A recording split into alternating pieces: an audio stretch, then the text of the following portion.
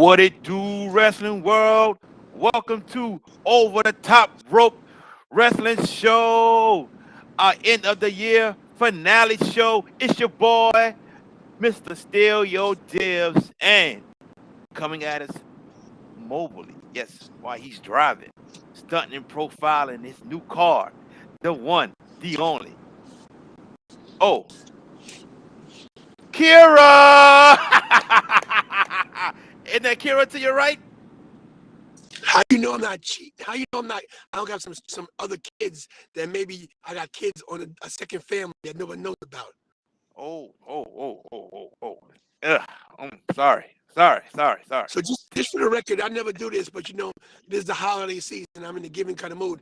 That was not Kira, but because she looks like Kira, everybody for the first time ever on the screen, this is Kira's mom. Yes, indeed. Hello, how you doing? Yes, I'm good, ma'am. Nice to meet you. Not Yes, really, Kira. not nice to meet her. Oh, Not really. This is only a holiday thing that we put in the car for the ride. Listen, let's not mess up my status with my whole fan base because they'll think I'm a nice guy because I'm not a nice guy. Okay, chicks dig a bad boy. I, I, I hear you, my brother. Everybody, this is Tantalizing Tony, my brother. There he is. What's happening, my man? Oh man. So I want to My start off brother. with icons of before we get into icons of wrestling and all that good stuff. Everybody who's joining us, please stay with us. Stay tuned in with us today. Ask your questions. Give us your comments. We gonna give out our awards. Who we think was like wrestler of the year, um, female wrestler of the year, all that good stuff. So stay tuned. Agree with us. Disagree with us. We want it all. We want to be interacting with you all today on this show. Now, my brother, you was in Philadelphia last night. You went to the Icons of Wrestling show. Tell us all about that. First of all, I want to just give a shout out to my daughter Kira, who does all the production of all my videos, and she does everything basically. She does the graphics, the production. She does such a good job. She doesn't get enough credit for the stuff she does. I know everybody says, "Oh, I always give her props," but just a full shout out to her because she's a 17-year-old high school student that has her own life that travels with me to the wrestling events that she doesn't even want to go to till half the time. Don't get me wrong. She loves the business and she loves the people. Just is a lot for her. So shout out to her, and also shout out to my other co-host on the other show, Rabbit Shariki, the Redeemer, or Rabbit Ramon. We don't know his name sometimes. He changed his name so much. We don't know which way to go. I don't know. But and one thing before I get to the spiel. Shout out to my boy, my brother JB Jarrett Boyd, who inspires me to make both channels better. And we went on this journey together with the YouTube channel. We both hit 3,000 subscribers. We're both about equal right now with 3,200 or so. Both moving up. I meet a lot of people because of this wrestling channel. I met somebody today. I'm not gonna shy away from this. I've been going to church lately too. A lot of things were going on with me, a lot of different things. I'm in a much better place emotionally and spiritually before. Of course, physically, I'm doing great. Weight loss and everything. And I just want to tell everybody who watched, from MVS to Mania Club to everybody that I'm involved over the whole wrestling community. This is not me. I'm gonna say it. We on YouTube. I'm not. This is not me bullshitting. You guys, along with my family, have gotten me through maybe the toughest year of my life. And I just want to say thank you at this year's end. Thank you for a great 2021. And 2022, we're going to kick major ass and take our channel to the next level. And we're coming for Joe Rogan. We're coming for that Joe Rogan money. There you go. I do a big spiel about $100 million contract from Spotify because of his YouTube channel. I want Joe Rogan money. And it's attainable if you never give up on your dreams. At 53 years old, I'll be 54 next year. I'm doing this like a young man's thing, and it's not easy. And I'm telling Jared, I'm telling everybody out there, never give up. And Jared, once again, you being a Taekwondo champion, four-time champion, four-time world champion. You are a four-time world champion. It means a lot to me that you're younger than me and that you inspire me to do better. Not just saying that, bro. I love you with all my heart. And my brother, this show is what got me started over the top rope. It's the reason why the Tantalizing Tony channel is even in existence and successful today.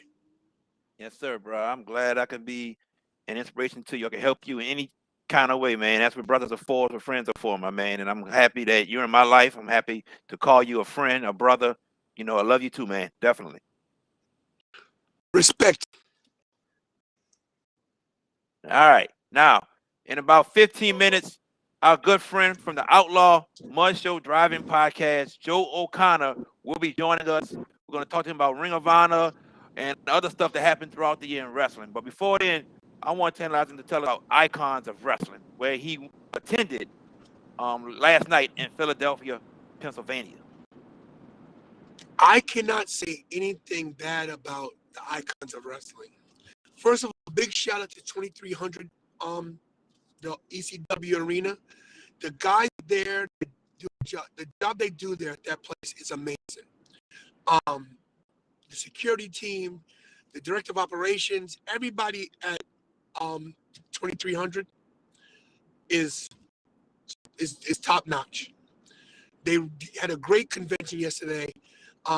It's a shame that more people don't know about it outside of the Philly, New York, Jersey area, because let me tell you, that place was packed to capacity. Mm-hmm. They had great wrestlers up there today.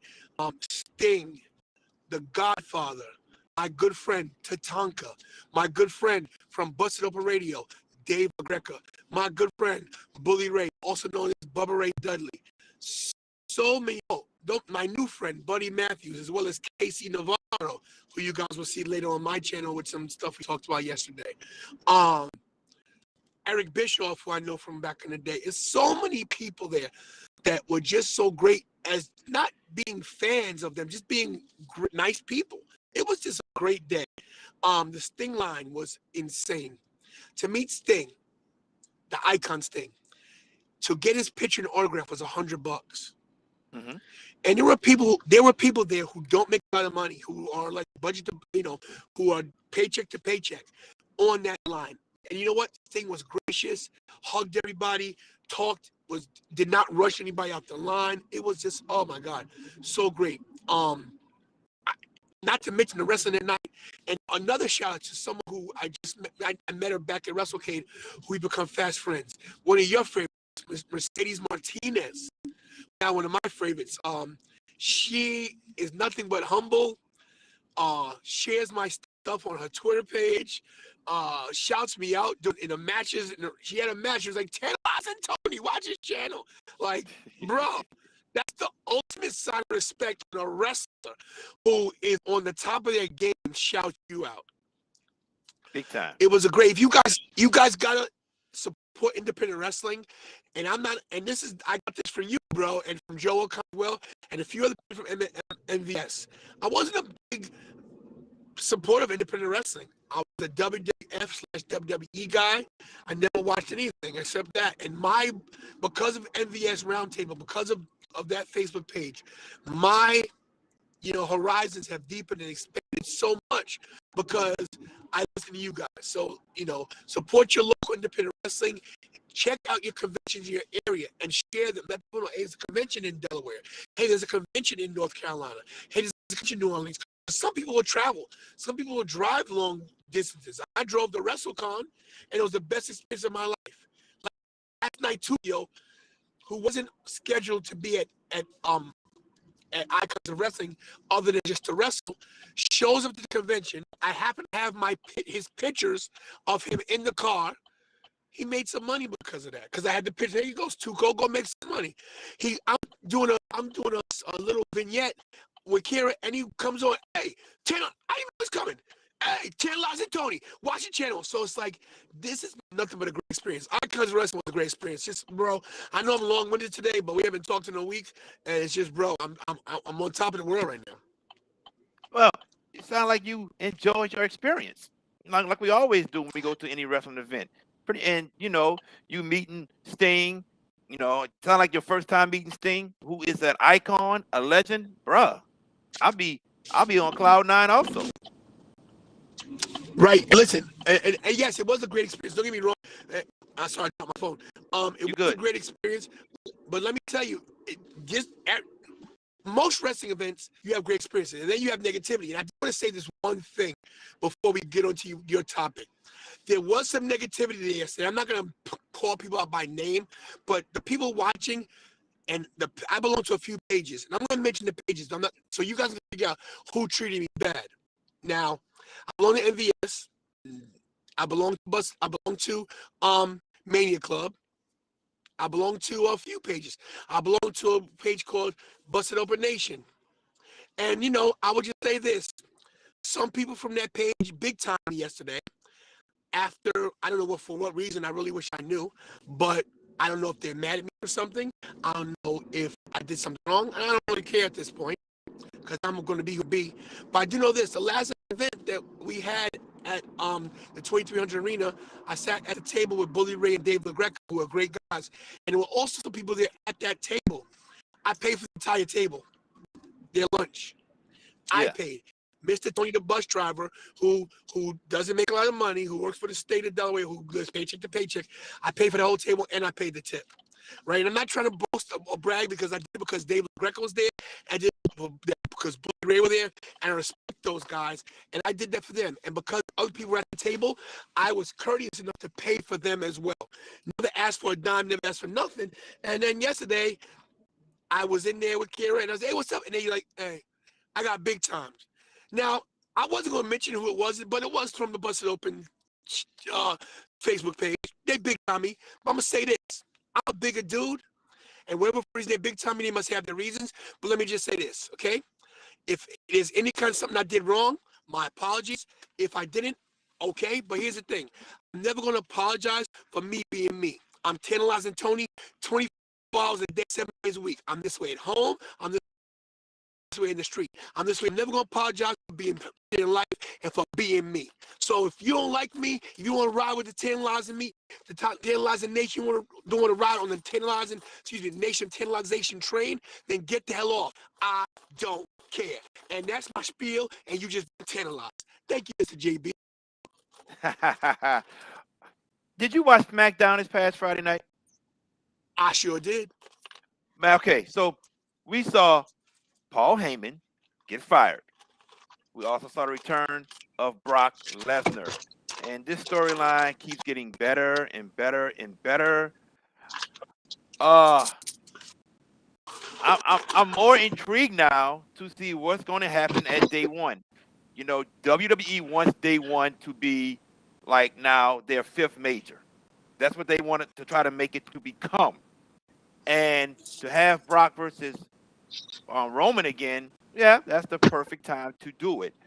But now Paul Heyman is no longer in the corner of Roman Reigns, and more than likely will be in the corner of Brock Lesnar.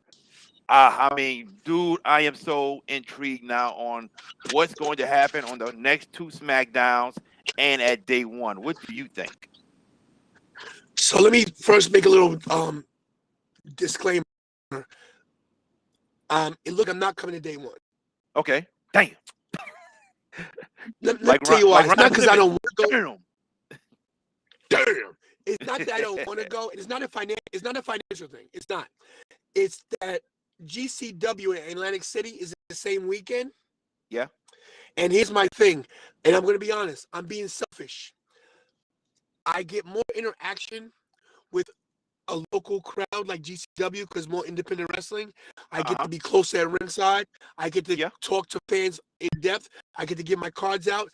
At the WWE events, it seems like a lot of people are standoffish towards wanting to talk on screen and want to interact. So I was thinking, should I fly all the way to Atlanta for day one to go for one day to fly in and fly out? I could drive to Atlantic City, sit there, stay there for 2 days, enjoy the atmosphere, enjoy the show, and get some more content for the channel, which helps the channel and more people can see stuff. Everyone's going to see day one because of the Peacock Network. Correct. Everybody's not going to see the GCW show. Right. So I had to make it clear that, and my main thing was, damn, I'm not going to see Jared. But you're going to the Rumble, right? I'm going to the Rumble. That's right. So I promise I will see you at the Rumble, and of course at WrestleMania. So I will see you at the Rumble. But day one, I gotta pull out a day one just because I gotta do what's right for the channel now. I gotta get ahead of myself. You know what I mean? Oh, I feel you. Yeah, I totally understand. So that being said, day one, which I think is gonna be a great pay-per-view, listen, SmackDown to me was unwatchable until Roman Reigns. I think they put on a terrible show. I said it during my live stream on the channel. I thought it was a terrible display. Once again, Kofi Kingston in day one, and the Usos again. Not that the match wasn't great, I've seen it 1,000 times, and I'm gonna see it again in day one, which I think is just overkill. The whole show to me was wrong until Roman got on screen, and then the payoff. Paulie fired by Roman Reigns. I think, like you said, it was very intriguing. It dragged you in. It made you say, okay, now we got a story. Now we got something going on. But if I'm doing predictions, which I'm going to do right here, it's a swerve. That Superman punch was just to throw us off. At day one, Paul Lee might be in the corner of Brock Lesnar. When he leaves the building, he will still be with the head of the table, our tribal chief, the man we all acknowledge, Roman Reigns. This is a swerve, bro. Oh man, I read on another page that somebody said the same thing you just said, that it's a swerve. They're trying to get us. Oh man, I don't know. I don't know what's going to happen. I'm not able to give a definite answer because when we started Crown Jewel, up to Crown Jewel, Brock said Paul did this for him. Roman doesn't know what's going on. He hopes that Paul Heyman was to him. And then in the match itself, Paul Heyman threw the championship belt in the middle of both guys. Like, y'all fight for it. Y'all do what y'all got to do. Because Paul Heyman did say whatever happens, he was going to leave with the Universal Champion. And Roman won the match, and Paul left. Now, with this happening, I just don't know. Because I feel like Paul's going to come out and help Brock some type of way. Or I feel like the swerve can happen. Like, this is all a setup.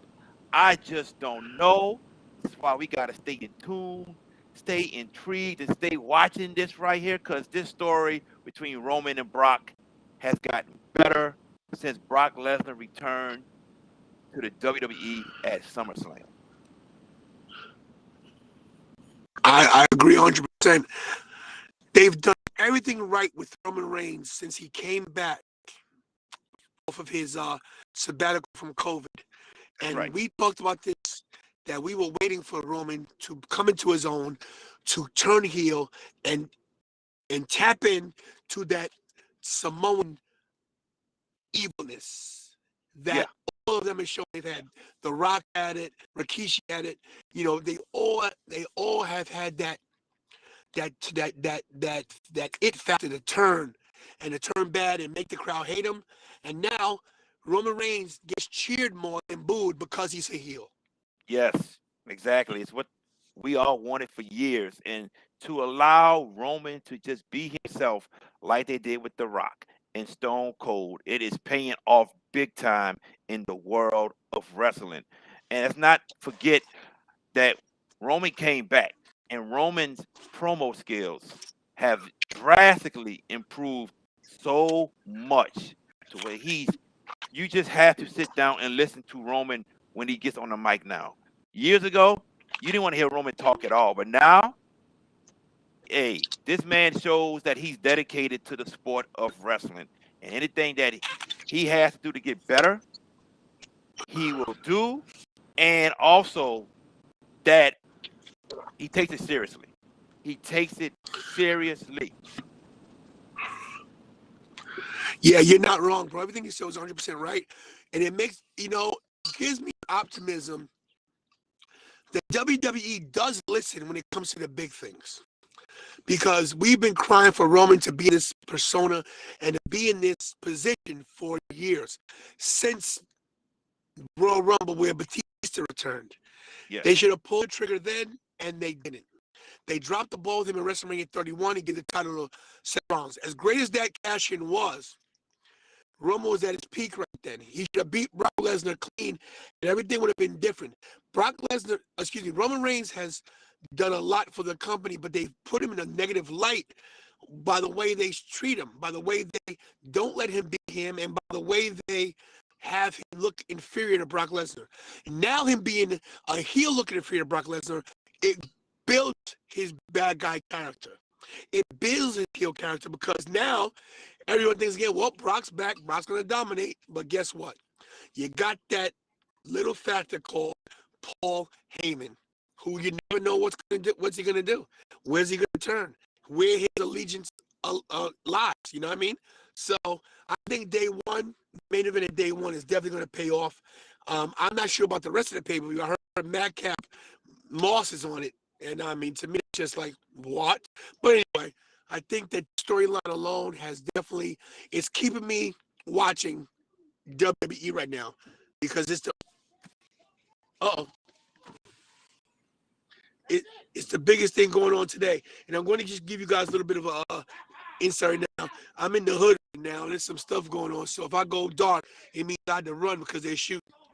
Man, get out of there. Get out. Get out, please. All right. Now, come and join us live right now. He is part of the Outlaw Mud Show Driving Podcast. Everybody that's watching, please go subscribe to the Outlaw Mud Show Driving Podcast here on YouTube.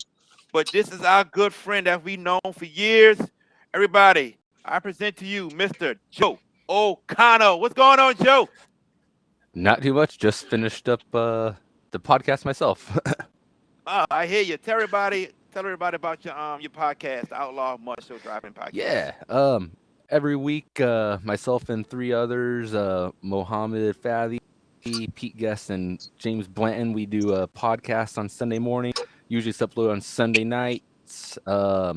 Different topics, whether it be like career retrospectives on people, papers or previews. Sometimes it's fantasy booking.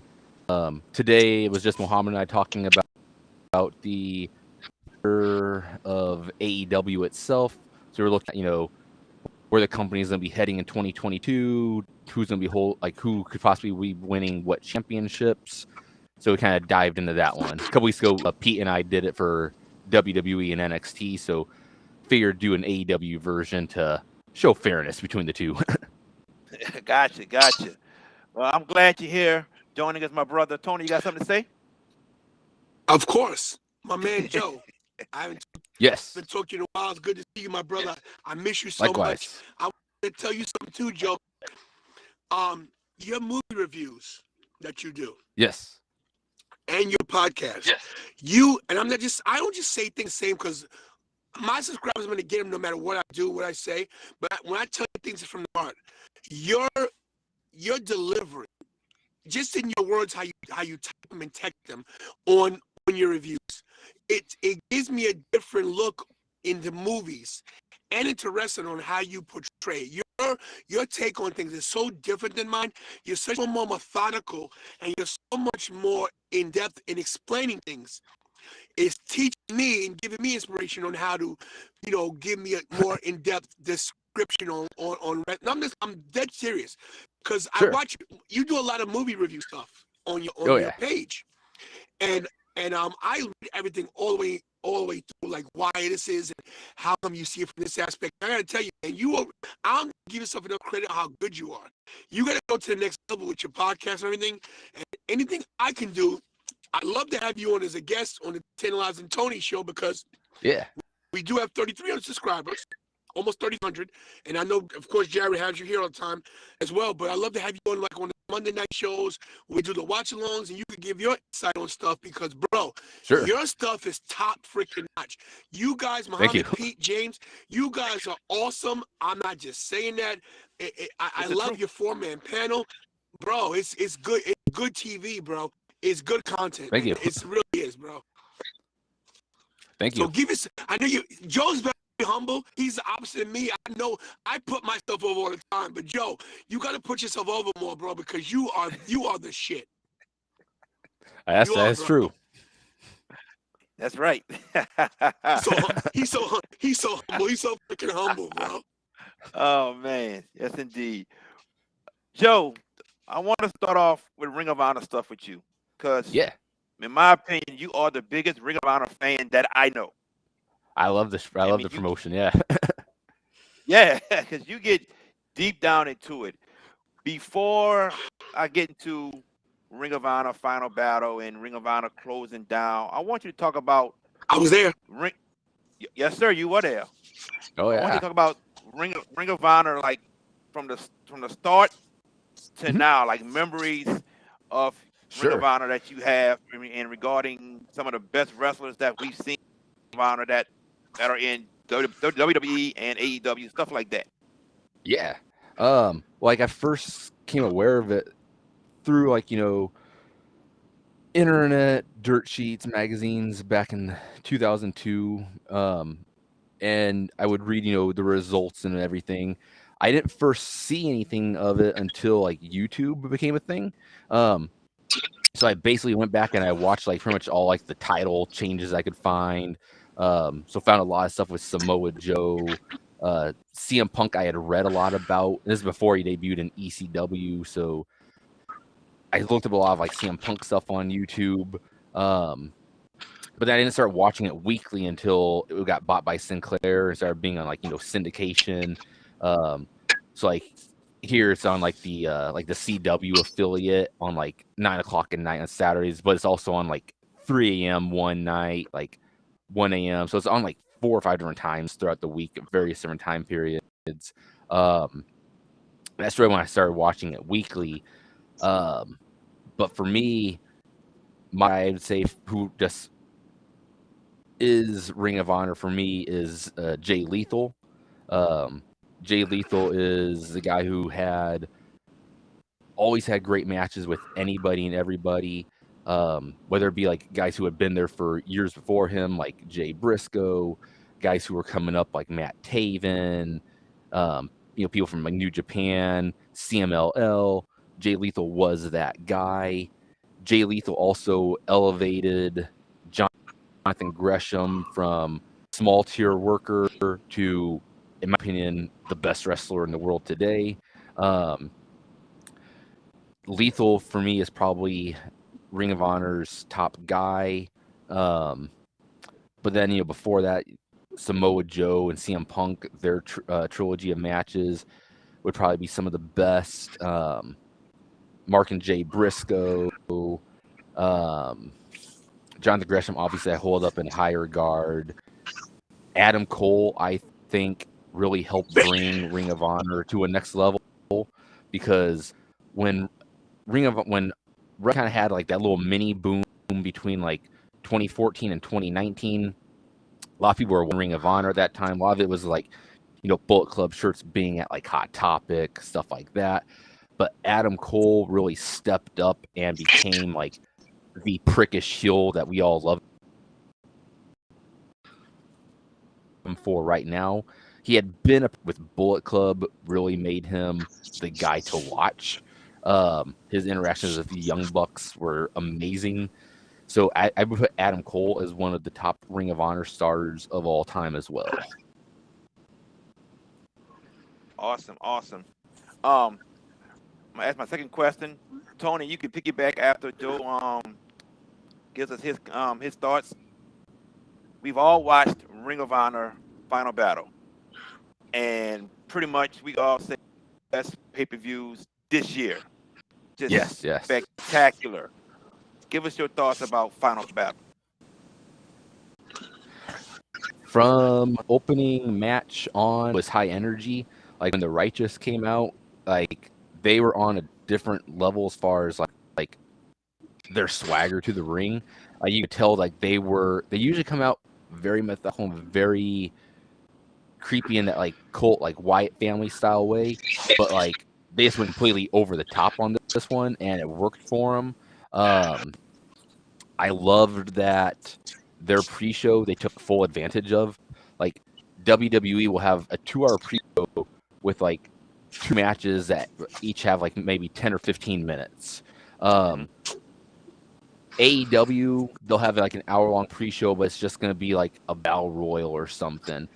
Ring of Honor took full advantage of their 1-hour pre-show by having 3 full matches on the show, and none of them were half-assed. They all felt like ones you could have seen on the actual pay-per-view itself. Every single wrestler on the show regardless of their position in the company, whether it be like a guy lower down in the card like an LSG or a guy top of the card like Jay Lethal and Jonathan Gresham. Every person gave it their A game.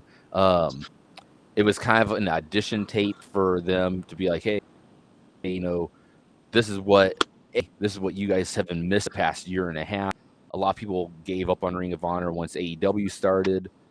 But I think, like, I actually told this to Jonathan Gresham a couple months ago, that since like September 2020, Ring of Honor has been putting out some of their best content ever because they've been doing a lot more of like the pure title matches and everything. Mhm. So A, they've been showing people what they've been missing the past like year and a half, and B, they're showing, you know, Tony Khan, Court Bauer, Scott D'Amore, you know, this is what I have to offer. You can take it or leave it, but this is what I'm going to be offering your promotion, your fans, your ratings, your TV, your pay-per-views. Book us. Like, it was their audition tape also.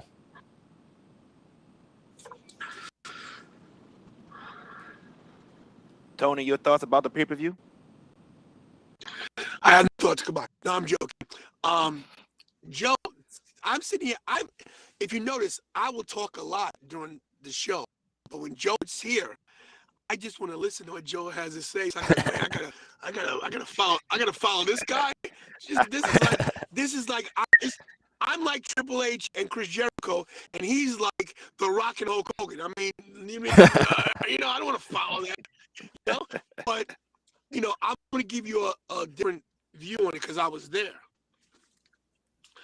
I have a problem with that show, and it's not the wrestling at all. I thought the wrestling was top notch. I'm so glad I got involved in Ring of Honor the last year and a half because of Joe. Joe is a big proponent on Ring of Honor, and I started watching because of Joe. I've been to 3 Ring of Honor shows now. Yeah, 3. Primarily because Joe said you should go to these shows, and I did.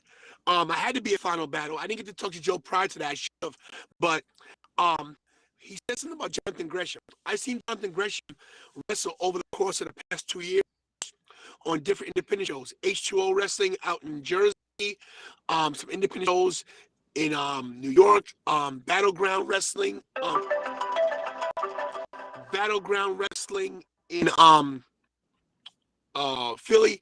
So Jonathan Gresham, him talking about him being the best wrestler in the world, I tend to agree. I mean, I got a few others up there with them, but Jonathan Gresham is a pure wrestler. When I say pure, I mean pure. See, I do know what that means there, Joe. I've been paying attention. He's a pure wrestler. And if you guys know what pure is, I'll look it up and look into it. But basically, it's no BS. He's purely wrestles you. If you've never seen a pure match, they do a 3 rope break kind of a deal where you get 3 rope breaks, and after that, there's no more rope breaks. So there's a lot of different aspects about pure wrestling. But that being said, that was the main event, Jay Lethal and Jonathan Gresham, which was a master class of a wrestling match. They shook hands before the match. They hugged after the match. They both put each other over after the match. I'm going to spoil anything in case you guys haven't seen it. But just to see those 2 guys in the ring, Jonathan Gresham being the top of his game wrestling-wise, and Jay Lethal, who's had a 20-year career, who is Mr. Ring of Honor. If you have HBK as Mr. WrestleMania, Jay Lethal is Mr. ROH. Yes, And sir. Joe's not wrong with anything he said. That was a great show. The Briscoes going against excuse me, I got a text message coming through. Going against Kanellis, and who was his tag team partner? Oh, Matt Haven. Right, Haven. Maria got involved. What a great match that was. And then with I know I'm gonna spoil this because it was already on my page, with FTR showing up after the fact, after I won't say who they confronted, but that was incredible. The women's match was great. The pre-show was awesome. My only downfall of the whole event was the fans. And I think the fans should have been a little more into it. I think the front ranks were great. Guys in the rafters, not so much. But the thing that upset me was more Ring of Honor alumni did not show for the send-off. Yes. I didn't like the Yeah. videos with, oh, hi, I'm CM Punk and mine. Hi. No, these Ring of Honor made these guys. They should have, I don't care who paid for their flight. They got money. These are millionaires. They should have booked a flight to Baltimore, flew in, got a car service, got a party bus, correlated something to get together, and showed up for the send-off of Ring of Honor. I'm sorry. I would have just my loved to take, and have that's seen how I like feel. guys. I was thinking this about a month ago that I was like, all right, Gresham wins the title. How cool would it be to see like the champions of the past kind of come out and like, you know, give like a round of applause or something. So you would see like a CM Brian Danielson and maybe not necessarily Adam Cole, since, you know, that he's still like a heel and they're kind of against each other on TV or whatever. But, you know, Right. just people, champions of the past coming out, No, but doing see, a lot more like but see, cameos and I everything. disagree with you. I disagree with you on that point about Adam Cole being a heel right there. You suspend disbelief when it comes to respect. Sure, You know, we true. see Sasha Banks break character. We see Sasha Banks break character in NXT when her and Bayley with the Iron Man match, the 30-minute True. Iron Woman match. So you can break character for something like that. I'm very upset about this because I'm poor. Okay, I'm poor, but I find a way to travel to these events to see things that you might not normally see. I go to a lot of events because I know some people can't go, and I want to give them my take and put some content out for them to see. Adam Cole is a millionaire. Daniel Bryan Danielson, whatever his freaking name is a millionaire. The only person I can excuse for not going is Samoa Joe because he's still under contract with WWE and he can't go, so Yeah. they won't let him. Tony Khan allows these guys to go to independent organizations and do other things. If they go to Impact and put Impact over, there's no reason why these guys see Punk for 7 years and owes that company his livelihood. Mm-hmm. He should have been on a plane. And if I ever meet any of these guys, Adam Cole, CM Punk, or Daniel Bryan, Brian Danielson, I would tell them, yo, you guys dropped the ball. Because without them, they wouldn't be in the position they are now. They should have been SL for Ring of Honor. If this is the last we'll ever see them, they should have put Jonathan Gresham over just because he deserves it, and who knows where he's going to end up. So to me, they dropped the ball. I And with totally agree. CM Punk, They dropped the ball. Go ahead, Joe. Punk went on his very first promo in AEW. He actually mentioned Ring of Honor too, because he flat out said, you know, when he left professional wrestling in 2005, and you know, he was basically glossing over that, you know, he didn't wrestle in WWE, that was sports entertainment, blah blah blah. It's like, if he's gonna flat out, you know, bring up Ring of Honor in a promo, it would have been perfect for him to show up for their final show, since he brought them up as far as him leaving wrestling in 2005 with Ring of Honor. Totally Not agree. to mention, I not agree. to mention, he freaking, when he did his whole pipe bomb interview on WWE, he goes, maybe I'll take the title back to Ring of Honor. So no excuse, Yeah. bro. No excuse for Yeah. CM Punk not to be there. Yeah. Most definitely. It's a $250 flight round trip from wherever you are to go to Baltimore. I know this because I travel for wrestling now, and so I know travel. And they've got frequent flyer miles, and it takes 20 minutes to get to from DC BW Airport to the UBMS arena because I for a living. It's a 20-minute ride from the airport. There's no excuse. You could take an Uber there for $38. Come in, make your appearance, take an Uber back out, and be back on the plane the same night. No excuse. Here's another question for you, Joe. Mhm. Tony just said that Tony Khan allows his wrestlers to go to independent shows. WWE has some wrestlers who came from Ring of Honor, one being Damian Yes. Priest. Why can't Vince McMahon just allow his employees to go to this Ring of Honor show from where they came from? Why can he not just allow them to do that? Especially being It's the last still show. Vince's whole thing. Vince has always had the whole him versus the world mindset, where he ignores other professional wrestling companies, even though old NXT, you know, they would reference, you know, other promotions. Vince just doesn't like to do that type of shit, which I don't get. I get not wanting to have stars of his show up, in AEW. I get it because they're head-to-head competition.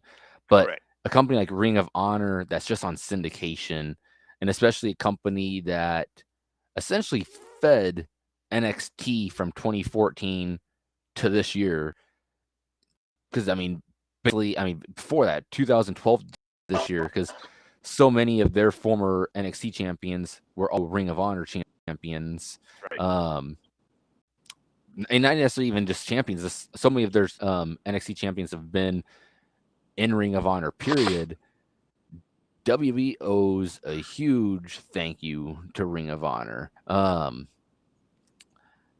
It's going to be one of those things that WWE does to make themselves look good. Like, hypothetically, if WWE were to buy AEW or something,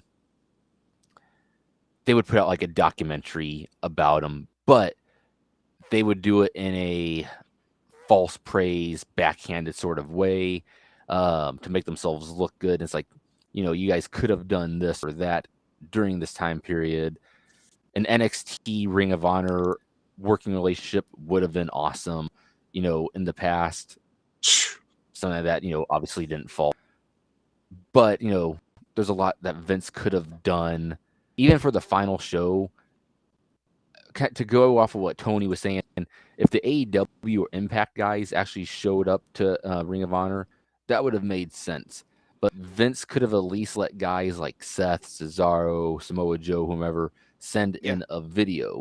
Like, WWE should have been the ones that sent in a video, and the AEW and Impact guys could have been there live and in person. Great point. Great point. My God, such a great point. I didn't even think about that. Yes, they could have done a video package from WWE, and it would have been such a great gesture. It's like, what is going on that there's so much cattiness in wrestling that you can't? All we can't do is because we're gonna put this team, gonna put these guys over. Like, first of all, all these wrestlers have been to all these companies. Independent, without independent wrestling, with the exception of a few like Braun Strowman and Roman and homegrown talent, there would be no great WWF or W. Hulk Hogan did not start in the WWF. Hulk Hogan was in AWA. Hulk Hogan wrestled in Japan. Hogan has had great wrestling matches in Japan. Wrestling the territories, Mid-South, all Memphis Championship Wrestling. Without the smaller territories, which was independent wrestling, there would be no WWF. There would be no WCW. It upsets me, Buzz, when we talk about the wrestling. We don't care who the promotion is. We care how great the matches are. We don't care who wears moniker, who has the WWE over their head, who has AW. I'm sorry I'm so upset today because I'm just thinking about Joe's stuff saying, and it's like, I have such a love for professional wrestling. And I love sports entertainment too. Because without sports entertainment, we don't get the sense of the fireworks at WrestleMania. We don't get the big things. But without professional wrestling, you cannot have these conversations. And where you get professional wrestling from? Wrestling schools, independent organizations, like places where I come from, like the Hardcore Wrestling Alliance out in Long Island, like NYWC in Long Island, like ECW. You cannot have these big names without smaller promotions. Sorry, I digress. It's true. Very true. MJ Farmer has a question. It's in regards about CM Punk. His question is, what would be a good reason for Punk and the rest not to show up?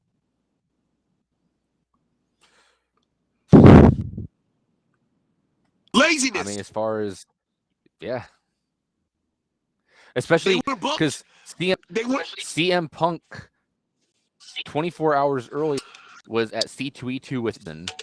And then at Final Battle, Danhausen was at Final Battle. So Punk easily could have been there on the same flight as Danhausen, but he was not.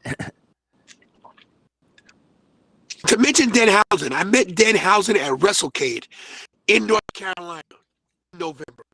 Danhausen, who is a social media genius, who basically built his career on social media and why he's so popular today. Yeah. So you tell me a guy who's as humble as this, and I met him and I talked to him out of character. Same here, yeah. He actually let me. He says, "You want to interview me?" And I turned him down because I didn't want to step on toes of Vicky Guerrero and Dave LaGreca at the show there. I thought it was inappropriate for me to cut an interview right there while he was waiting for someone else. So I passed on it, right? And this guy who is not a millionaire, who does his own marketing, who does his own merch, he got on a plane and showed up with a broken foot, mind you. Yeah. He has a broken foot. He's in a cast. So he made it. So how come the millionaire, Mr. CM Punk, didn't make it? I love CM Punk. But I want to tell you two things about CM Punk I truly believe. Eddie Kingston's right about him, that nobody wanted him there. And number two, MJF doesn't need CM Punk. CM Punk needs MJF. That is true. I agree with that. Yeah, I agree. MJF is so over. Yeah, he doesn't need CM Punk. Tony, you got any questions for Joe? I have zero questions for Joe because I don't want Joe making me look bad because he has so much knowledge. I do want to make a. That's why he's on the show. I do want to ask him an off question real quick because people want to know this. Did you see Spider-Man? I did. I loved it. You did. Yes. 1 out of 10. 1 out of 10. 1 out of 10. What would you give it?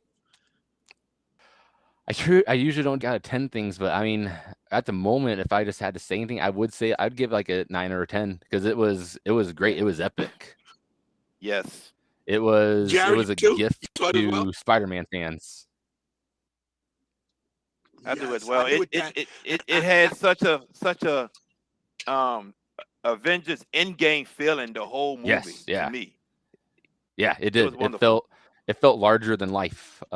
Yes. Bigger than any of the other previous Spider-Man movies, with the exception of like the very first two Spider-Mans. They felt huge. But as far as like actual MCU, like this felt like the biggest MCU movie that wasn't an Avengers movie. Yeah, I'm with you. Last question about that. I'm sorry it's not wrestling related. Were you disappointed about anything? No, not necessarily. Went along for the ride with it. Thank you, Jared. Was I disappointed in anything? I wasn't. When we get off camera, I want to tell you guys something. I don't want to spoil anything, but but Joe, on a wrestling note, I'm really sorry for Ring of Honor for you because they're done.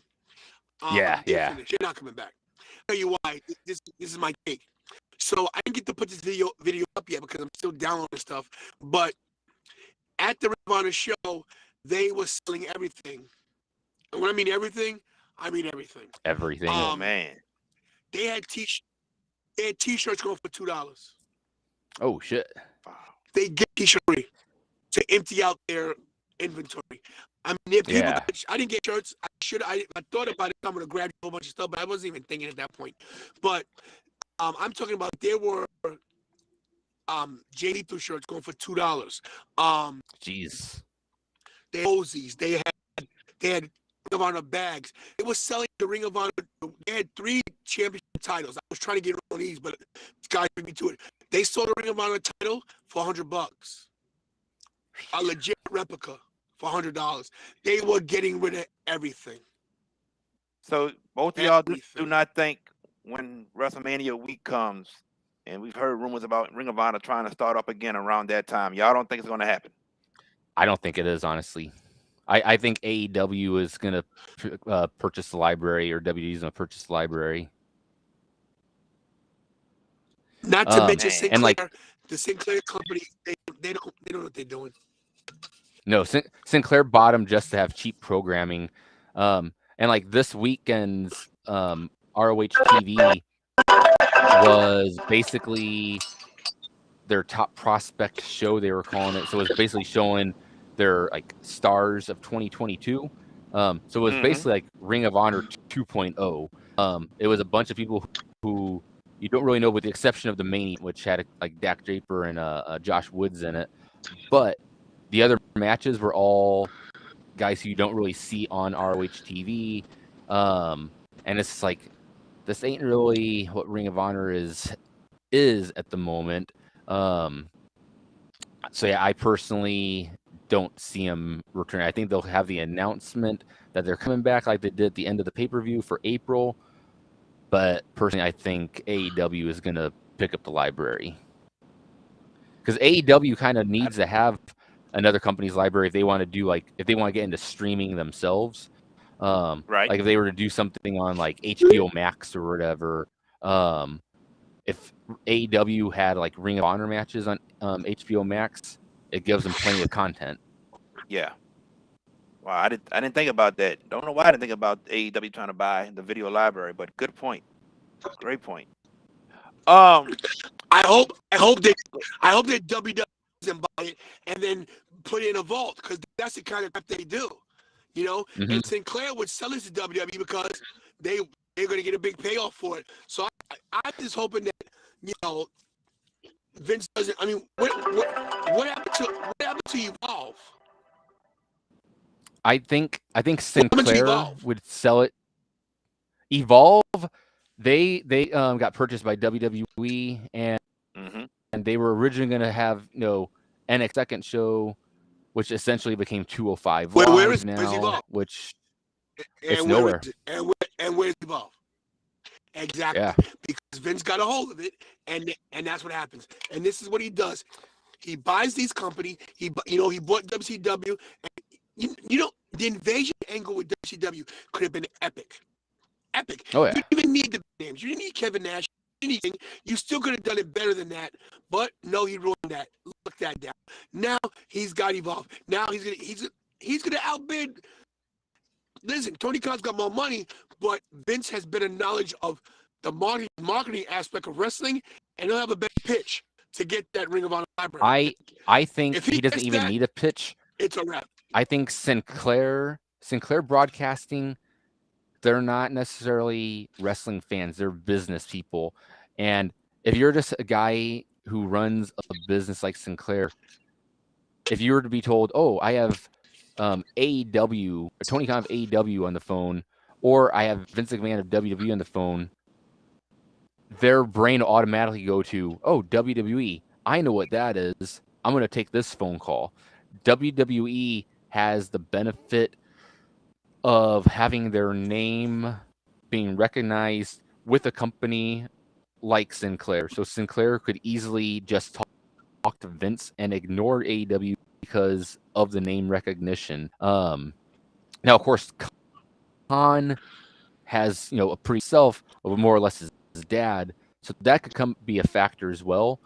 But I think WWE versus AEW, as far as a name to bring Sinclair into a phone conversation, WWE would outwin it that way.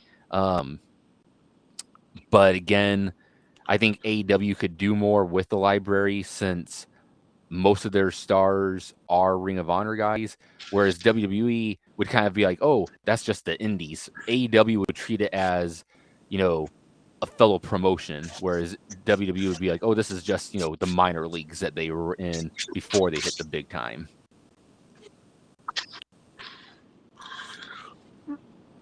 Last question in regards to Ring of Honor before we move on. We see Jay Lethal is with AEW now. We see Jonathan Gresham supposedly starting up his own organization.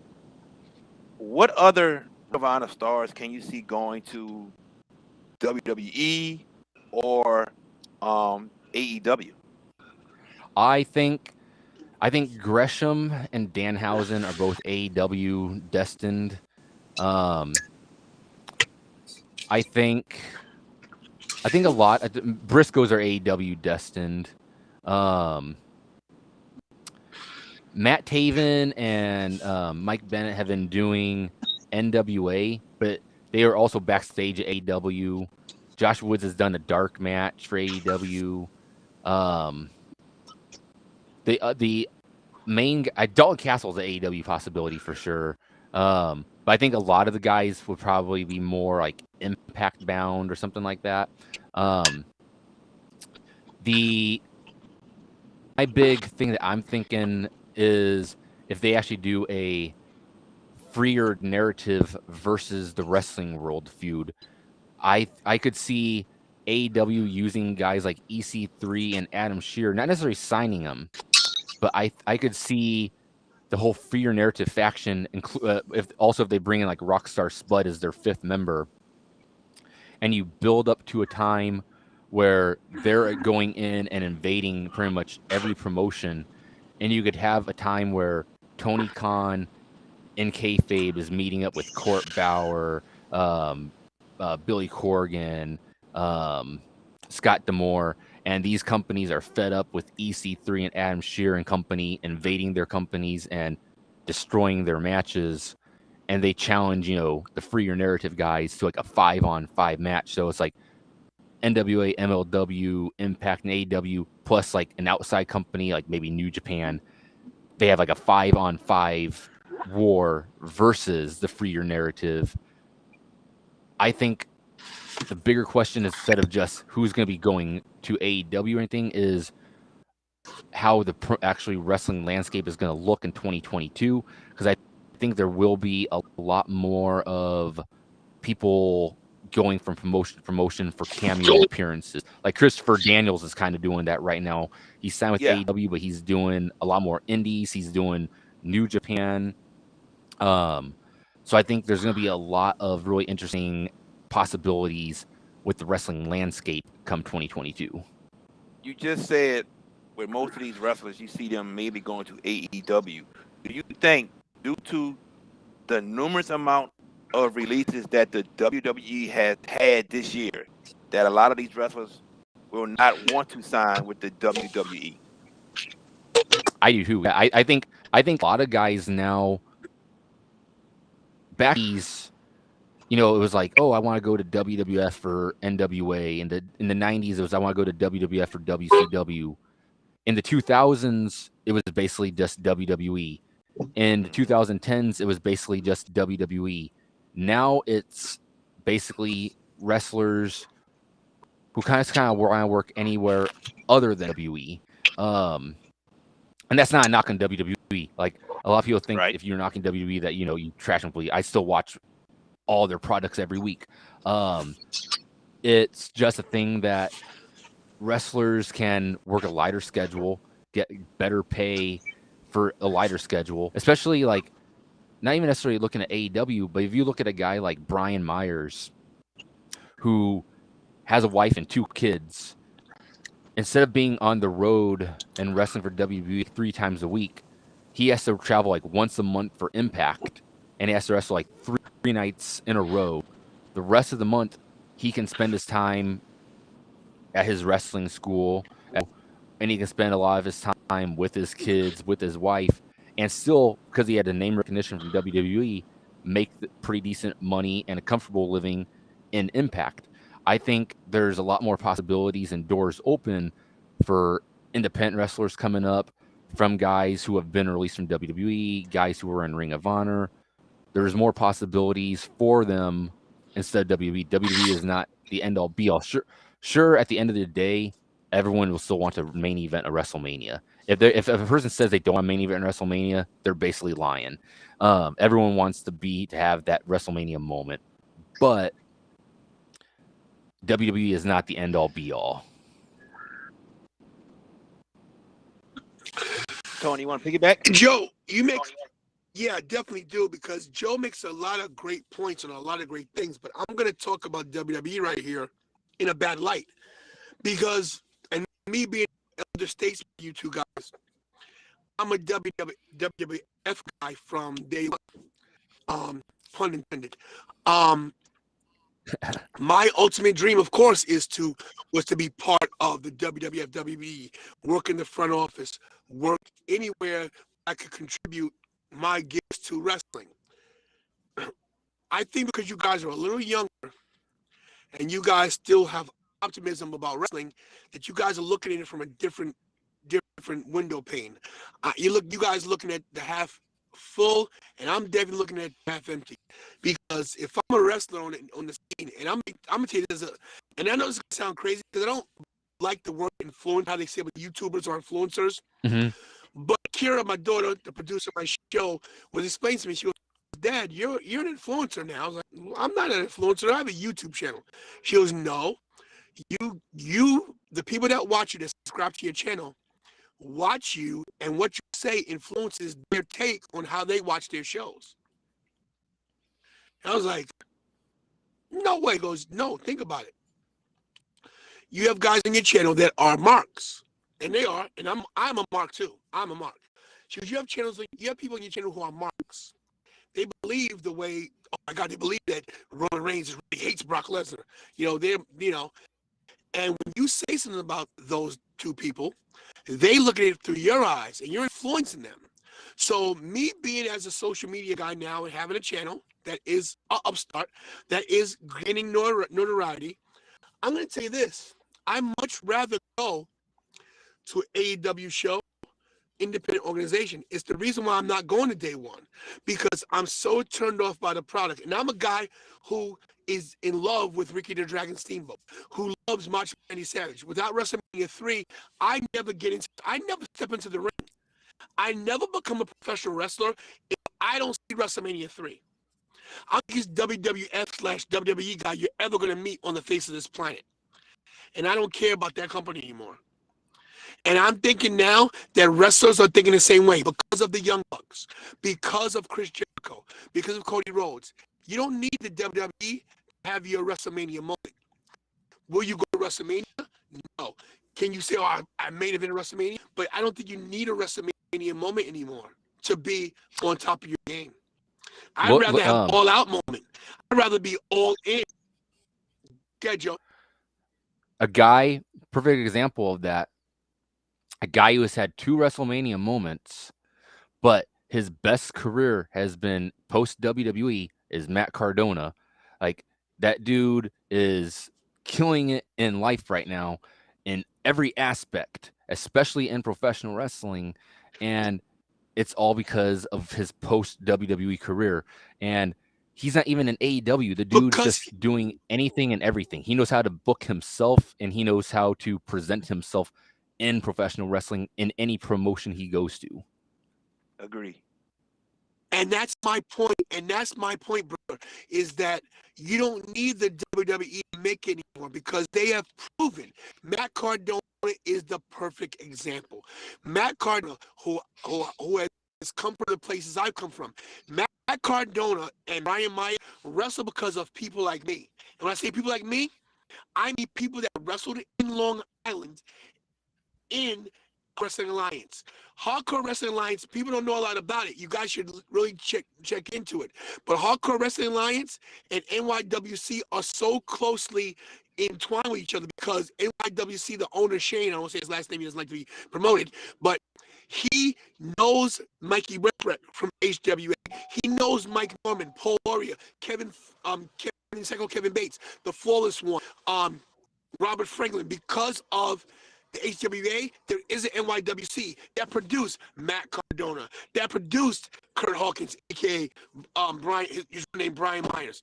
So my thing is this: if you're allowed to get the handcuffs taken off, CM Punk's a perfect example. CM Punk made his name a Ring of Honor, and of course, he has been in great WrestleMania matches, but he's never main evented WrestleMania. But I can guarantee you, if you ask CM Punk what his greatest match is, it's probably him going against Darby Allin at All Out in Chicago, which was a great match. You don't need a WWE anymore. And one thing I want to disagree with you, Joe, what you said now wrestlers say to themselves, they'd be lying if they don't have a WrestleMania moment. I don't think they care about WrestleMania anymore. I don't care if they think about WrestleMania anymore, because money is not everything. Happiness, and like you said, being able to travel, not travel, to be with your family is everything. Because now, like you said, their schedule's lighter, and they are the ones in control of their own destiny. Yeah.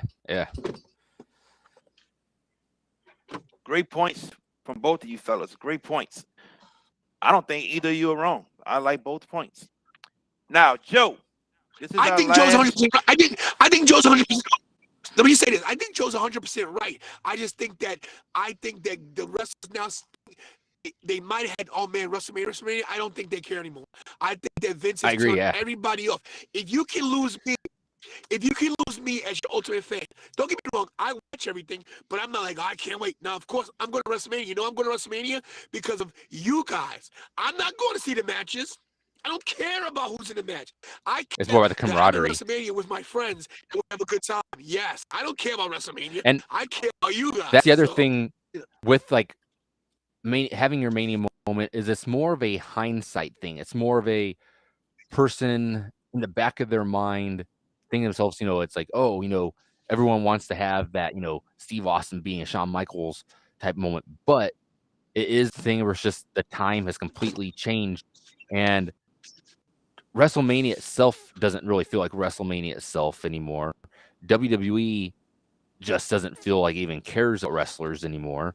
So wrestlers are more or less smartening up to the ways, like you were saying, going to AEW and having like an all-out moment, or going to like Impact and having like a Slammiversary moment or something. It's just one of those things that there are moments that people can make at other promotions that'll live on. And then you look at a company kind of like with Matt Cardona and GCW. GCW went viral, and he had his big moment there. And for a while, GCW had more name recognition than Impact, ROH, NWA, MLW for like a 3-month span. So you can make your own moments in any promotion now. What a great point, Joe. My channel went viral because of Matt Cardona versus Nick Gage. Let me tell you what happened. I made a mistake because I was a rookie at YouTube, and I monetized that video after the fact. I should never monetize it. It would still be up to today. But before I did take that down, 445,000 people saw my Matt Cardona versus Nick Gage video. 445, almost 500,000 people saw that video. If I'd have kept that video up and never monetized it, if I never clicked that $sign, that video would have hit 1 million easy. Yeah. Same thing for and me. I would be probably now at 10,000 subscribers. Same thing for me with at SummerSlam when Brock attacked John Cena, and SummerSlam was off the air. That's what started with me. So, right. Let me. So you had the viral moment, right? Yeah. Let me ask you this, Tony, right quick. Let me ask you this, because you just said at WrestleMania you don't care about the matches. Did you care about Sasha Banks versus Bianca? That's different, because let me explain that to you why. That match would have cared about anywhere. WrestleMania, last WrestleMania was a different animal because we haven't been in the arena in a year and a half. So it meant a lot to me because of atmosphere of what it was. But I'm going to tell you right now, if you hadn't been there, that would have been a different experience for me. We both were so invested in that match with both the girls we loved that it meant more to figure out what your reaction was going to be than I cared about the actual outcome of the match. Now, don't get me wrong, Bianca won, of course, and it was a great, but I didn't care. I care more about the reaction of the people I'm with. WrestleMania to me is not a wrestling match; it's an event. It's like it is. Yeah. I don't care about the Super Bowl wins. I care about the good. I care about the good food. I care about the restaurants.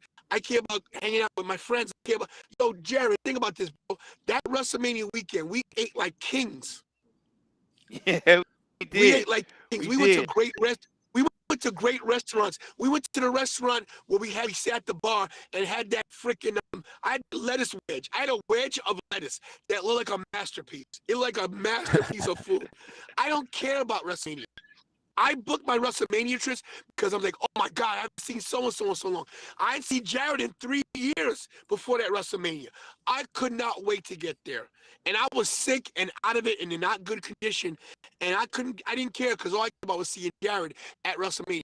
I don't give a shit about WrestleMania. I care what WrestleMania used to represent. And my thing is, it's more about, like you said, Joe, the camaraderie, the friendship, the love, and just being together and getting that moment. Joe, me and you have this is so crazy. Joe, we have a great WrestleMania moment together. It wasn't the main event. Yep. It was not the main event. Daniel Bryan versus Kofi Kingston was maybe one of the best of my life because we hugged. Yeah. We were like, yeah, it was the greatest, one of my greatest moments ever. So we have that forever because, of the camaraderie. You know what I mean? Yeah. Joe, me and Tony talked about this at Mania this year in Tampa. we had a good time together, but not being around Pete, Mohammed, Dime, Josh, just to name some of us. Tough. All of us Yeah. and all of us not being together, it just, something was missing. Brian Blackman, who's commenting right now. What's Yeah. up, B Cannon? He's commenting right now. He wasn't BK. there. Alan Blake, just to name some of us, man. Just the friendships that we all have with one another. That it just felt so odd that it was just me and Tony and the rest of you guys weren't there, and understandably so because of COVID, the pandemic. We understand, but I'm hoping. Fuck So here we go. COVID. I said it. Joe, are you going to the Rumble? A Rumble, I am not. Okay, but you're going to Mania. I am playing it by ear. Depends on work and everything for it, but I'm playing it by ear. Okay, gotcha. That's better than saying no, but hopefully Yes. it works out. Hopefully it works out, and we will see you at WrestleMania, my friend. Definitely. Listen, Joe, whatever you got to do to make it, try your best. I know you're going to try your best, but I'm telling you, I want this Mania to be huge because I'm telling Hell you yeah. guys, I'm not trying to say anything against anybody else, but I got a feeling that my channel and Jared's channel are going to go next level at WrestleMania. There's a lot of things I want got your going channel on. to go next I level might too. be a vendor. I might, it is going to, trust me, but I might be a vendor at WrestleCon this year. I'm thinking about that too, yeah. I'm thinking about that also. Jared, we could talk about maybe doing some collaboration together because I can get Too Cold Scorpio. So, and let me tell you, I'm not going to try to talk about my money, what I made, but I pay a certain amount for Too Cold Scorpio to get him there, and I pay for his airfare. That's what you do when you're a vendor. You pay for your you pay for the wrestler, and then you book, you pay for his travel, and I'm not gonna tell you what I paid because that wouldn't be cool. But I tripled my money at WrestleCon. Okay. I made my money back times 3. So excuse me, at WrestleCon. So imagine WrestleCon, which is the biggest event because of WrestleMania. Let me tell you something, bro. It's lucrative. It's very lucrative. We're gonna talk about it, you and I. We're gonna talk about it. All right, we're gonna keep Joe on for the rest of the show, right quick. Joe. Yeah. Oh yes. Oh yeah. We ain't let Joe leave. We got a few topics. Okay. Joe, you can't go there, bro. Got a few topics. Just give us your opinion on who you think deserves this award. So here are the Over the Top Rope Wrestling Show Awards for 2021. Here's the first one. We'll let Joe go first. Joe, your opinion. Who is the most hated wrestler of the year? Cody Rhodes. Ooh, Cody Rhodes. Tantalizing. Ooh. I was gonna try to think more like actual like heel heat, but it's like he's getting more than heel heat and everything. I think it's gonna build up to a huge heel turn, but right now, I'd say Cody Rhodes. Tantalizing. I like Joe's answer because he didn't tell you. You didn't ask who the biggest heel was. You asked who the most hated was. Yes, yeah. Most hated, I think is Vince McMahon.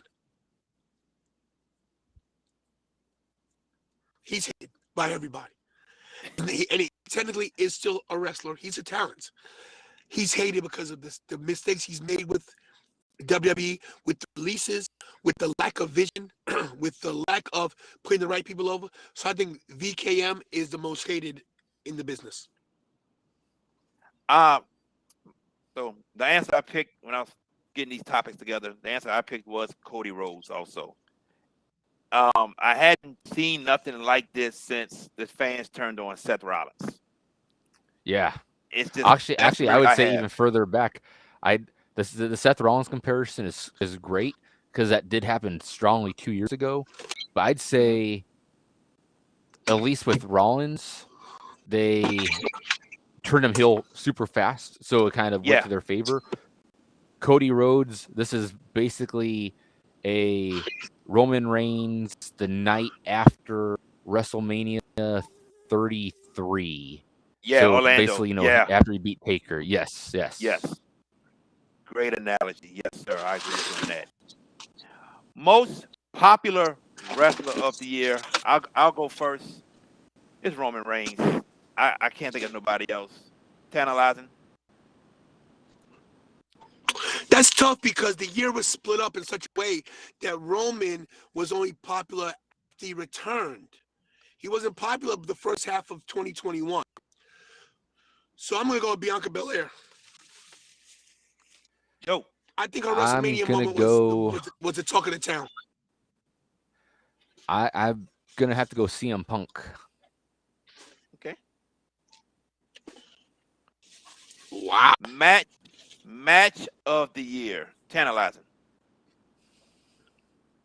Bianca Belair versus Sasha Banks. Hands down. Okay. Hands down. I'll go next. Walter versus Dragunov 2. NXT Takeover 36. I think that was the match of the year, in my opinion. Joe. Mine is also Walter versus Dragunov. That's what I'm talking about. 2-1 on you, Tony. It's okay. And listen, this is why everything's subjective. So you Yes, guys sir. are not wrong. Those are great points. I look at it different than you guys. I look at aspects. I look at pomp and circumstance. Oh yeah, I know exactly how you're looking at it, and I can't disagree with you. So I know how you're looking at it. Feud of the year, Joe. Circle back to me. I'm thinking on this one. All right, I'll come back to you. Tantalizing. You answer first because I'm thinking now too. All right, I'll answer first. Edge versus Seth Rollins. That's my feud of the year. Oh, that's a good one. That's a good one. Let's go back to Tantalizing. What you got? Gee, that's so tough.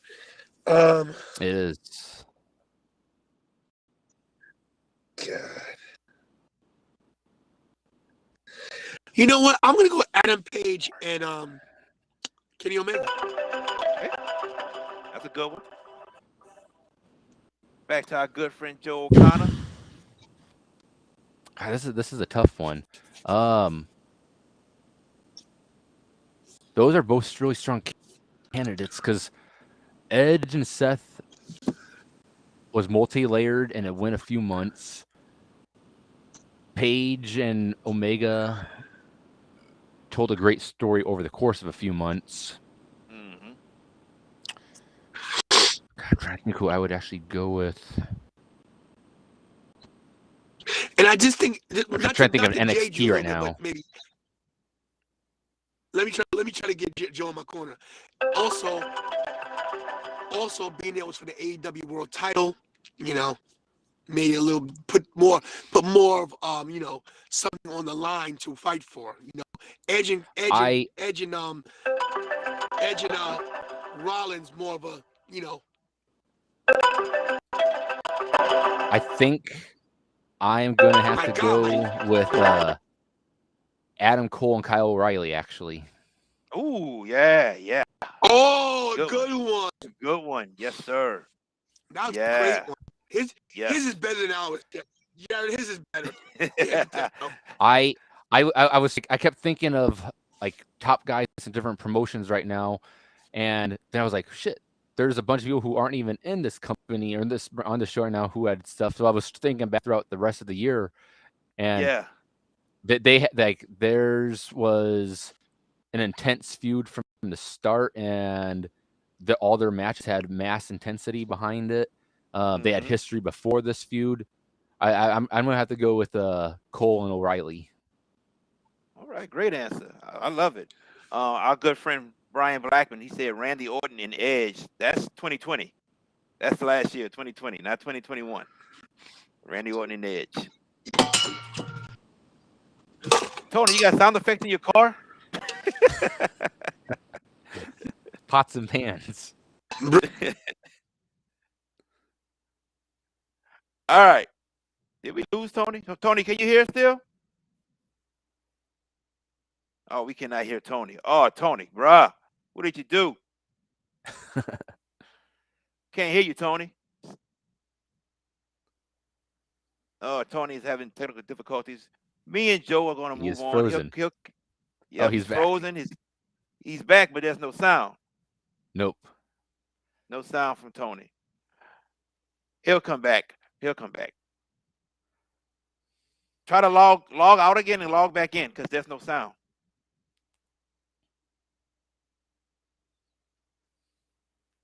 We're not going to leave you. We'll be right here. Log back out. Log back in. All right. He's going to come back. All right. Joe, most improved wrestler of the year.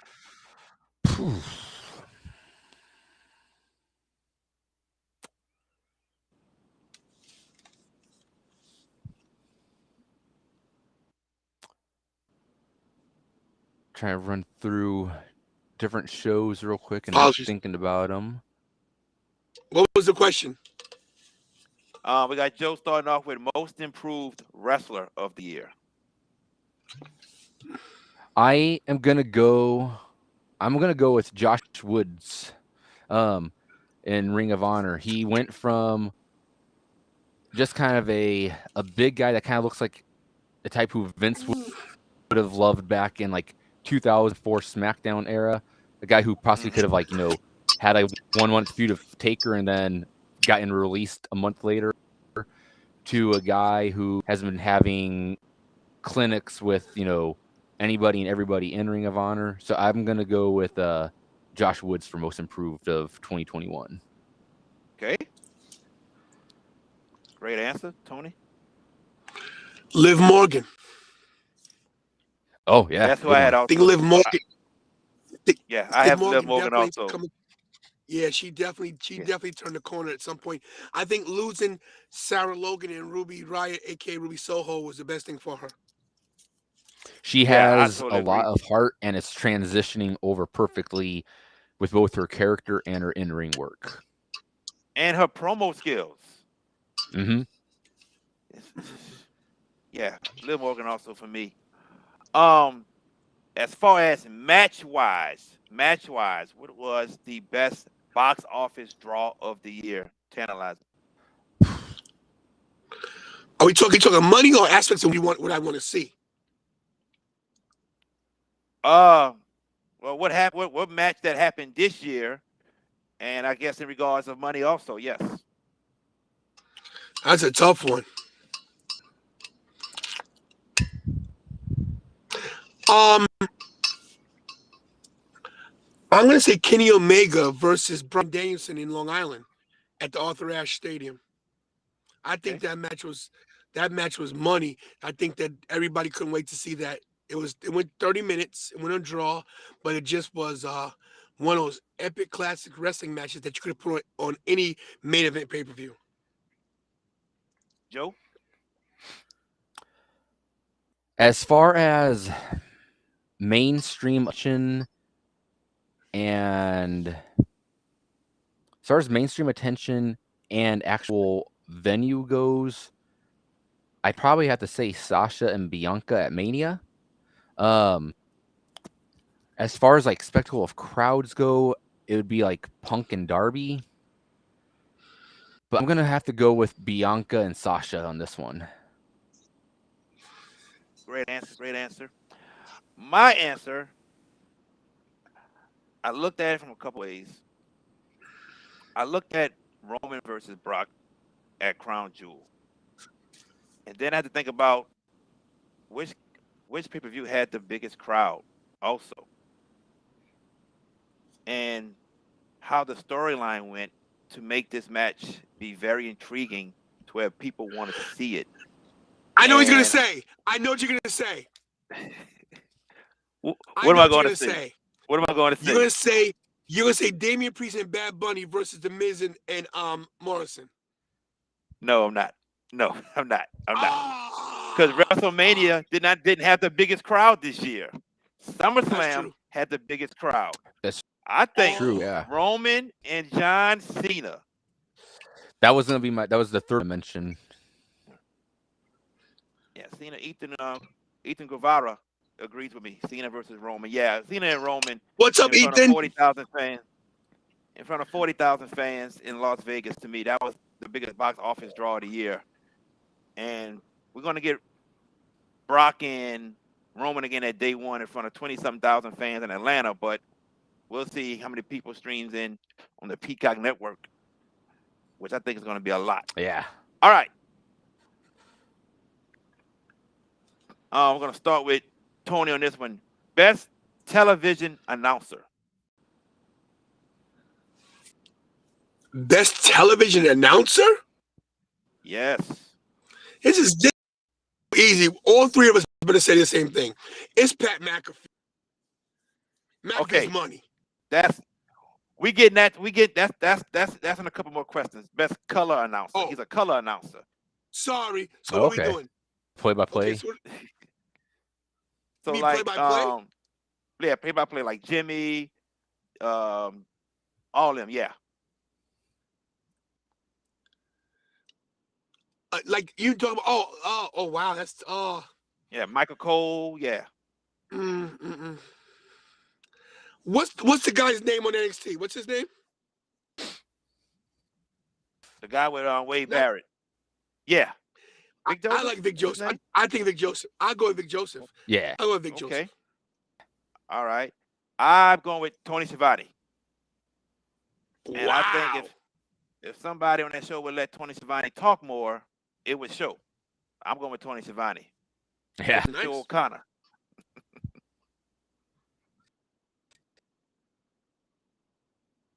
Ian Yeah, Riccaboni. Ian Who? Riccaboni. Yes. Ian Ring of Honor. What?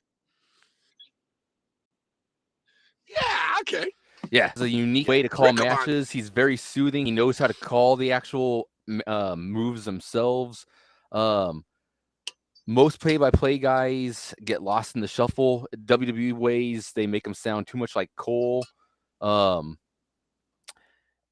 AEW doesn't really get a chance, like what he was saying about like Tony Schiavone. He doesn't really get a chance to shine because of like Excalibur or like Jericho. Anyone, taking like moments away. Ian Riccaboni, I would put as the top play-by-play guy. Okay. Awesome. Worst television announcer. I'm gonna go first. And this guy to me is still the greatest of all time, but I think his time has come, and I pray that he gets better because he's sick right now. That's Jim Ross.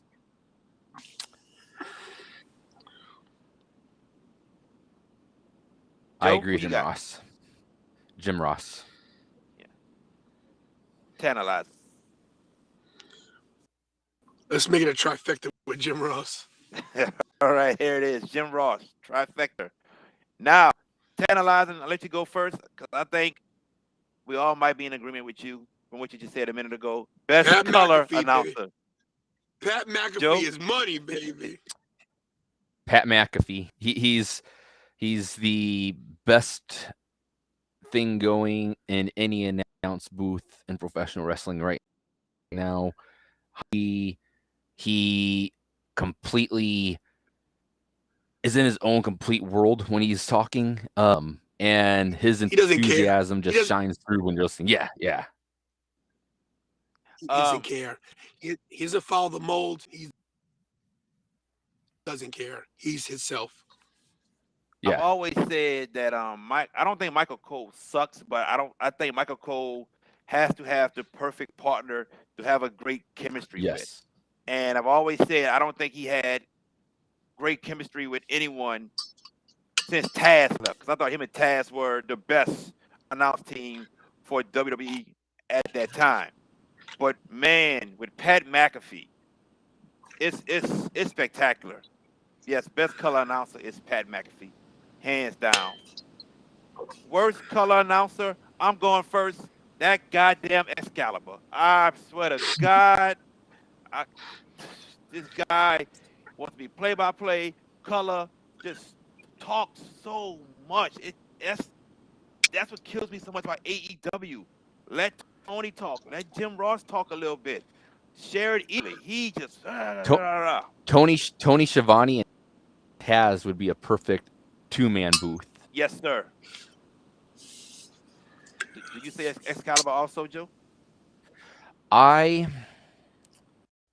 I can't remember the dude's name. The guy who's doing color in MLW right now is just boring as fuck. I can't remember what his name is. I would say him, but honestly, I can't remember his name. So to actually give an award, I would say Excalibur, because Excalibur, they really don't know. That's the other thing with AEW is they don't really know who is color and who is play by play. It's basically like, will let anybody just do whatever, whenever. And Excalibur, it's like the thing I always think about is like when Butcher and Blade debuted a few years ago. Like he automatically just said their name all of a sudden, like they're like these huge box office stars. It's like nobody knows them, and you're treating them like they're like some big Impact Ring of Honor guy making their debut, which they weren't. Very smug in his commentating. I would go Excalibur. Were you thinking of Rich Boschini or Saint Laurent for MLW? Yes, Saint Laurent. Yes, Saint Laurent. There we go. Tony.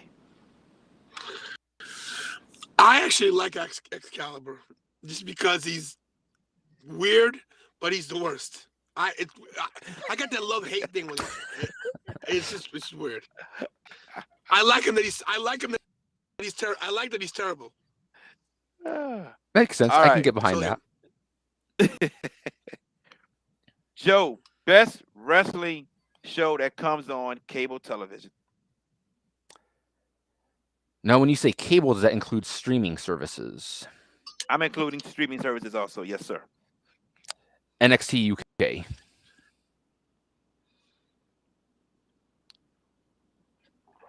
Mine was SmackDown. I think SmackDown for this year, the majority of the year, was the best show, in my opinion. Tantalizing.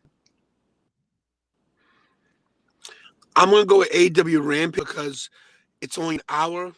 All the matches are high quality, and you get through really quick. Okay. The worst wrestling show.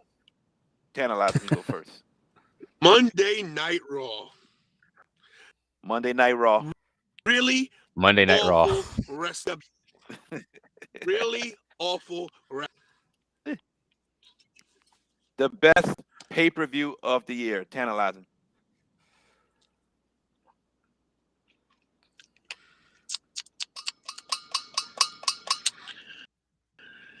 Oh my God. I hate to say this, everybody. Well, I don't hate to say it. I guess you'd be happy that I've evolved as a person, but it's All Out in Chicago. Tony says Greatest all thing out. I've been- AEW all out. Greatest thing I've been Tantalizing. to. I mean, not Better than WrestleMania. Is incredible. okay. All right. Mr. Joe O'Connor. I'm also going All Out. It was the end game for the previous like 2 months of AEW, where they were building up some momentum after 2 years of just kind of floating there for a while. And at the end of the night, if you didn't feel like a huge fan of not just AEW but professional wrestling in general, then you need to check if you're actually a legit fan of professional wrestling, because there was no one at the end of that night who wasn't excited to see Punk versus Darby, or wasn't excited to see Kenny versus Christian, to see the debut of Danielson, the debut of Adam Cole. Every match was great. Everything felt technical. Great. I'd say best pay-per-view of the year. Okay. Before I give my answer, our good friend was Sean VK Jones chimed in, and he disagrees with us. He said Excalibur is great. He's great on the play-by-play. Think about it. Tony and Jim Ross are older now. They are also losing their touch.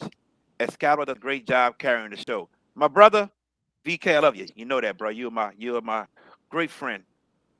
I strongly disagree with you. Strongly disagree with you. He doesn't give them a chance to say anything. Not at all. Tony Schiavone, to me, would be the best in the business right now. He still has his voice. He can still roll with it. Jim Ross, he's a little bit out of touch. He forgets what show he's on at certain times. But no, I disagree with you. Excalibur wants to be the man. He talks too much. Now, back to the best pay-per-view of the year. You guys said All Out. I say AEW Double or Nothing. I think Double or Nothing was the best pay-per-view of the year, my opinion. But we all 1, 2, 3 AEW. I'm gonna let Joe go first on this one, and I already know his answer. Pure Wrestler of the Year. Jonathan Gresham, hands down.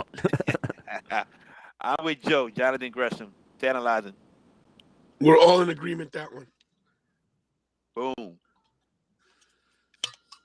Tantalizing. Who is Tag Team of the Year? God.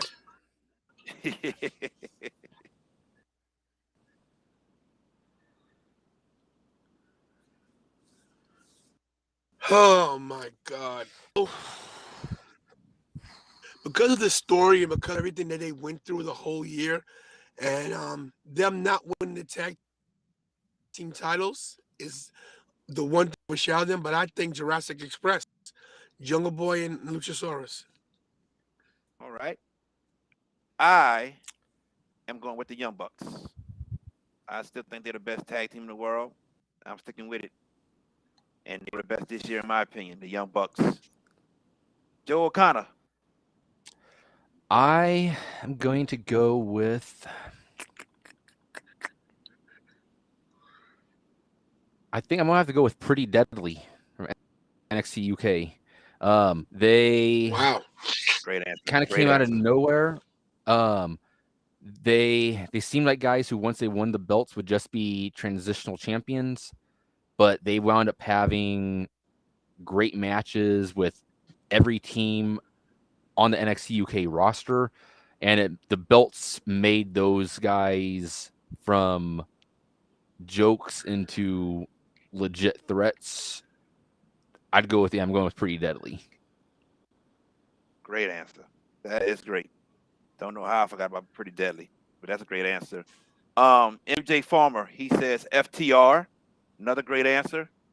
And we got a guy named Mick Thomason who's watching. He says the Rock and Roll Express, and those guys are still wrestling at independent shows. They're still wrestling. Mick Thomason has to be Walter Sylvie right there.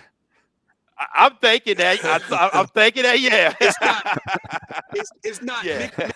Mick Thompson's one of my subscribers. So they're very similar. Yes, indeed. All right. Newcomer of the year. I'll go first on this one. Jade Cargill is my answer. Analyzing. I'm not a big Jade Cargill fan, just so you know. I know. A little bit. I think she's green. I think she's way too green. I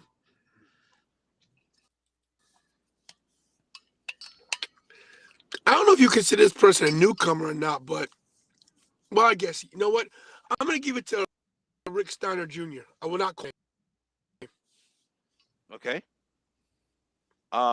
He's talking about Brian Breaker for those who do not know, and Joe O'Connor. This guy, I'm gonna call him a newcomer because he's new to actual major promotions. He's wrestled in Australia for a couple years, but he caught my attention on 205 Live and was doing great work there. And now he's the top heel in NXT. I'm gonna have to go with Grayson Waller. Ooh, I think the dude has a great gimmick. I loved his gimmick in 205 Live. He's great in the ring. He's gonna grow tremendously in 2022. But I'm going with Grayson Waller for newcomer of the year. All right. Let's go to breakout star of the year. Somebody that just hopped on the scene within the last 3, 4, 5 months, and you're like, wow. I'll let Joe go first. Might be a hard So one. this could be a guy who's been. So you're thinking of like maybe a guy who's been in a promotion for a while, but finally had a big breakout moment this year. It could be that person too. Yes, sir.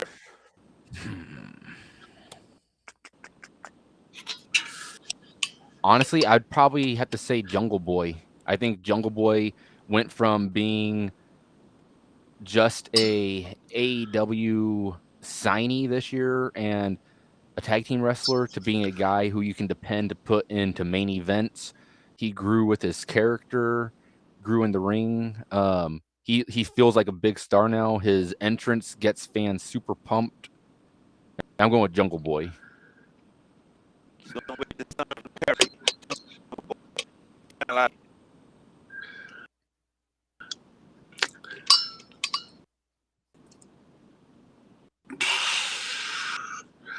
It's weird to say this, but and they're not there anymore. But Hit Row, the entire Hit Row was Yeah. they were like hot. I wasn't a fan of Hit Row. Don't get me wrong, but if you think the aspects of who made an impact, everybody was in the Hit Row, and now they're released. So tough. Great answer. This guy made his debut with AEW within the last couple months, and he's been on I think I know who he's talking. every week. And I'm talking about Dante Martin. Yep. Dante Martin, man. Jesus Christ. That guy's a stud, man. He's spectacular. That's my breakout star of the year. 2 more questions, everybody. We're done for the day. I'll go first on this one. Female wrestler of the year. I got Bianca Belair. Tantalizing. Who you got? This is gonna shock a lot of people, but I'm going with Dr. Britt Baker, DMD. Britt Baker, DMD. Joe O'Connor. Even though the past couple months she hasn't really been doing a lot since moving to NXT, the first about 10 months, 9 months of the year, I wouldn't put anybody against her. I'm going with Kaylee Ray. Kaylee Ray. Awesome. What about your thoughts about Deonna Purrazzo? She would be my second pick. Awesome. I think that honestly, for me, the biggest women's money match for 2022 is if they have Deonna Purrazzo, win the Impact and ROH titles and build up to Double or Nothing, where it looks like it's going to be her with her belts versus Britt Baker.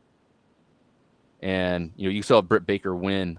Baker versus Purrazzo would be the women's match for 2022 to book to get, people excited and to possibly seal the show for female match of the year. Be huge. That'll be huge. Big time. Now, last one. Here we go. Male wrestler of the year. I'll go first. I'm going with your tribal chief, Roman Reigns. Tantalizing Tony.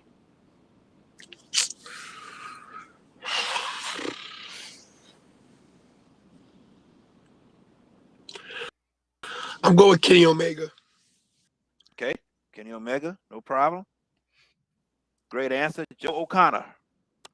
For this one, I'm basing it like pro wrestling. So I'm not thinking like best in ring. My thought process is overall spectacle. Yeah. Kayfabe dominance. The whole package. Anytime he wrestles, it feels like a spectacle. It feels like a huge fight. I'm going to acknowledge the tribal chief, Roman Reigns. We the ones. Me and Joe. We the ones.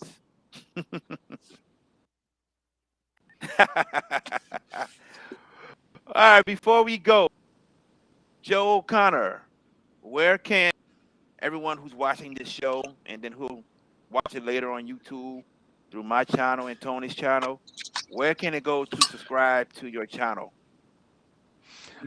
As far as Outlaw Mud Show Drive-In, we have a YouTube channel, just Outlaw Mud Show Drive-In. It's on Twitter, Instagram, and Facebook. As far as podcasts, if you just look it up on Anchor, it's on Spotify. It is on pretty much most major podcast distributors. Anchor has it on so many. Anchor kind of just drops it off to various different ones. So it's like every week I'll see like a new podcaster. I'm like, oh, I didn't know I was on there, but I guess I am now. But Mohammed, he edits all of our YouTube stuff. He does great work doing that. And the YouTube thing seems to be the one that a lot of people watch a little bit more because it highlights little clips. So YouTube Outlaw Mud Show Drive-In. There it is, everybody. Joe, me and Tony would like to thank you for joining us today. Thank you. On the end of the year spectacular. Glad Yes. to be here, everybody. Likewise. Everybody subscribe to Tony's page, which is Tantalizing Tony. Also subscribe to my page, Mr. Steal Your Dibs Wrestling page. There's his business cards. He has one of his belts, and also he calls himself the YouTube champion. I call myself the YouTube. I am the one and only YouTube champion, as well as the TWF World Heavyweight Champion. And wait a minute, let me plug my thing as well. You can find me on social media at Facebook, Tantalizing Tony, on Instagram, Tantalizing Tony 11, E-N, on Twitter, Tantalizing, and of course, right here on YouTube, the Tantalizing Tony YouTube channel, right here. There we go. Tantalizing Tony, all one word, Tantalizing Tony, or maybe it's a space. It is. Check me out. Hit that like, hit that subscribe, hit the notification. I'll be doing my weekly review show tonight at 8 o'clock. At 8 o'clock, I'm gonna have some special guests. Send some emails out. Check your emails. And Jared, always a pleasure. Definitely, my man. We will be back probably after the new year. So we want everybody to enjoy your Christmas, enjoy your New Year's, tune into GCW, tune into Day One, tune in to the Outlaw Mud Show Drive-In Podcast, tune in to Tantalizing Tony, tune into my page, because I know Tony's going to do some shows, prediction shows. I'll have a prediction show. And then, Tony, right after New Year's, man, when I get back to this regular schedule, we got some talking to do. Yeah, it's just so everybody knows, 2022, all three of these channels you're seeing are going to next level. We're going to be doing some more collaborations. There'll be a lot more content out there. Content is the key. And stay tuned. The best thing you guys can do is share our channels with everybody. If you belong to another wrestling page, like you belong to, or you belong to the Busted Open channel, any channel you have that you belong to a wrestling channel, YouTube stuff, and copy the link and share it. Copy the podcast link and share them. It goes a long way. You can even share stuff in Messenger or text message. Copy and share them. It expands our channel. It gets us out there, and we can bring you better content. Yes, sir. Joe O'Connor, you have any last words? Nothing too much, but yeah, thanks for having me on. Anytime, my man. And this won't be the last time we have you on. The insightful, the knowledgeable Joe O'Connor. That's Tantalizing Tony. I'm Mr. Steal Your Dibs. Till next time, peace.